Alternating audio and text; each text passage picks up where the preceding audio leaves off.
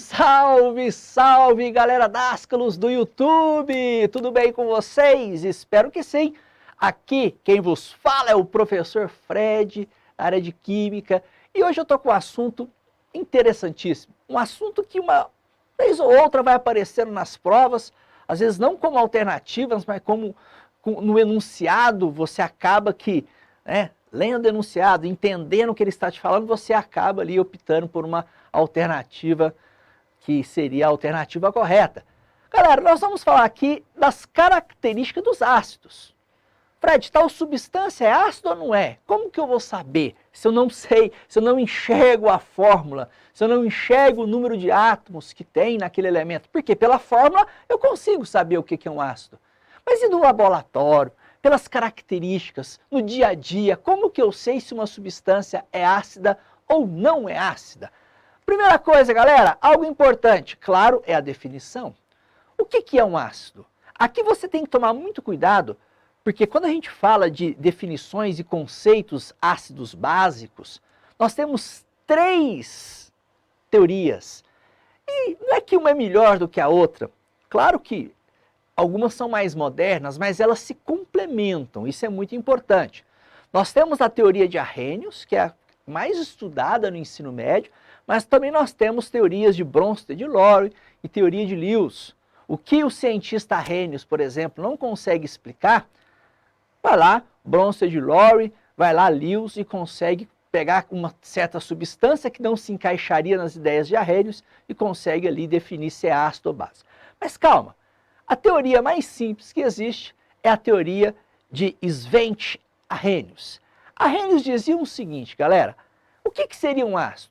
Ácido seria qualquer substância que quando eu coloco em água, isso é muito importante, tem que ser em solução aquosa, tá? Qualquer substância em solução aquosa que vai liberar o cátion H+, que é o nosso hidrônio, tá? E um ânion, na verdade, diferente de hidroxila. Então veja bem, vamos lá.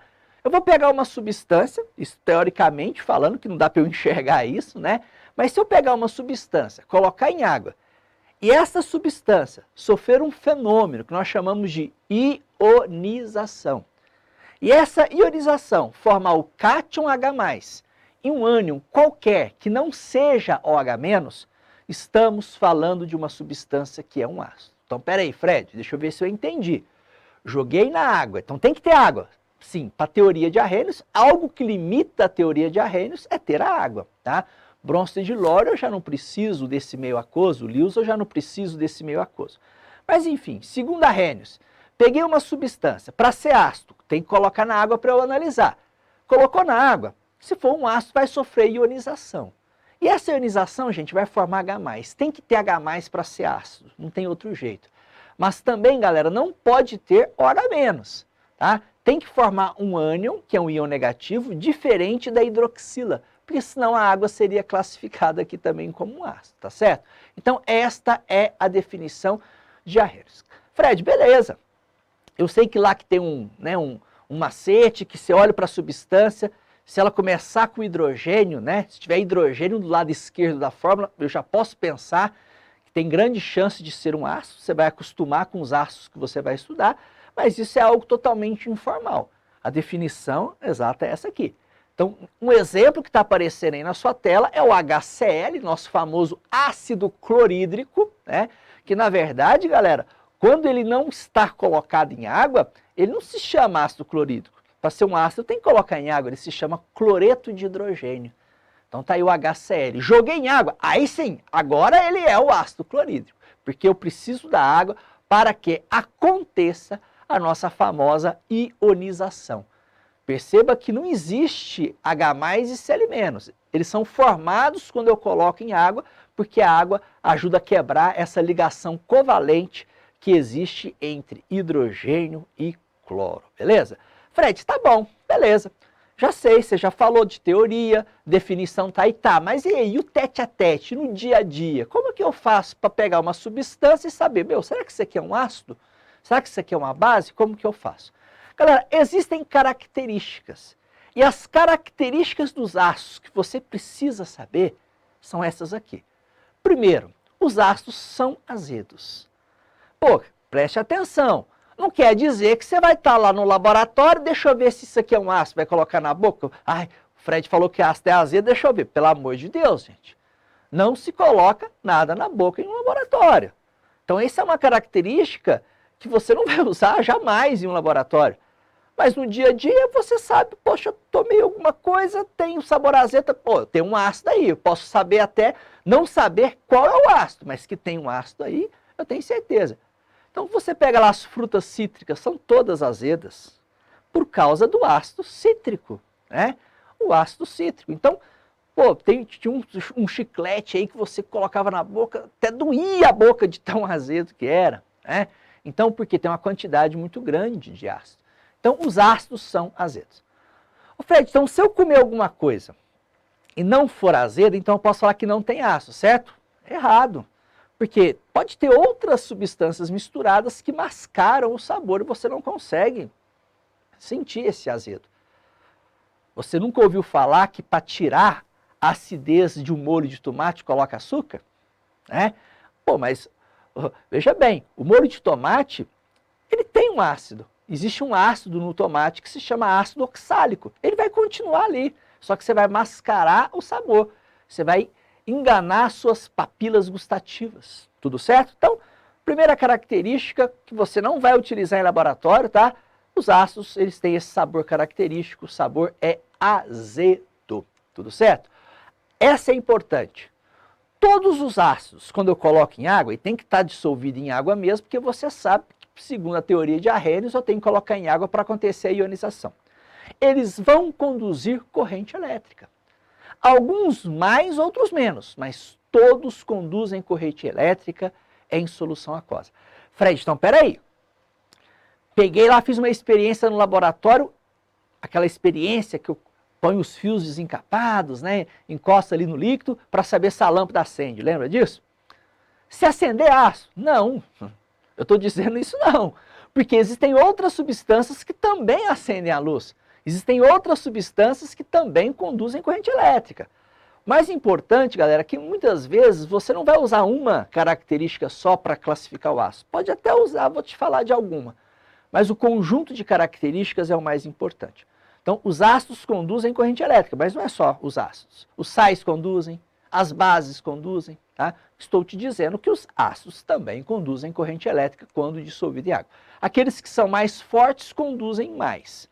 Aqueles que são mais fracos conduzem menos. Dá uma diferença no brilho da lâmpada. Tudo bem, agora o pH, poxa, aí sim é aquela característica top, hein? pH, potencial hidrogeniônico. Nós temos uma escala de pH que vai de 0 a 14, a uma temperatura de 25 graus Celsius.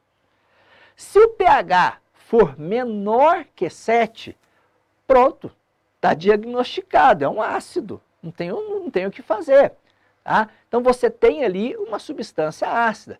Fred, mas espera aí, como que eu meço o pH? É com os indicadores ácido básico, é isso? Galera, indicador ácido básico se usa, mas nem tanto, tá? Porque cada indicador ácido básico tem um ponto de viragem. Existe um aparelhinho que se chama pHmetro. Esse é top no laboratório. Vai lá, é uma canetinha, galera. Encostou, vai te dar o digitalzinho ali, qual que é o pH. Ainda corrige com a temperatura. Pô, aí sim, né? Aí você vai ter ali pH menor que 7, você pode fechar que a substância é ácida. Lembra? Menor que 7 ácido, igual a 7 neutro, acima de 7 alcalino, tá bom? Então, pH menor que 7, todo ácido tem. Galera, cuidado, muitos ácidos são tóxicos e corrosivos. Todos? Não, tá?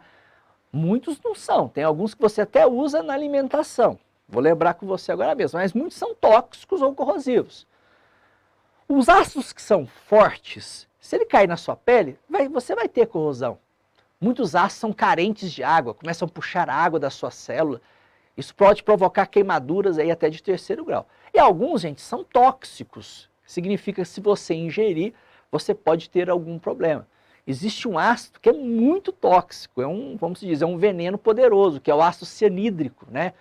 Uma pequena quantidade pode matar uma pessoa, tá? Então, sim, quando você às vezes, eu sei que muita gente fala de ácido, pensa numa caveirinha, né, que vai estar lá no frasco. Não é bem sempre assim, mas nós temos, óbvio, que tomar cuidado. Tudo certo? Galera, outra característica importante dos ácidos é você entender que às vezes você vai usar ele na sua alimentação. Você tem aí no limão, na acerola, na laranja.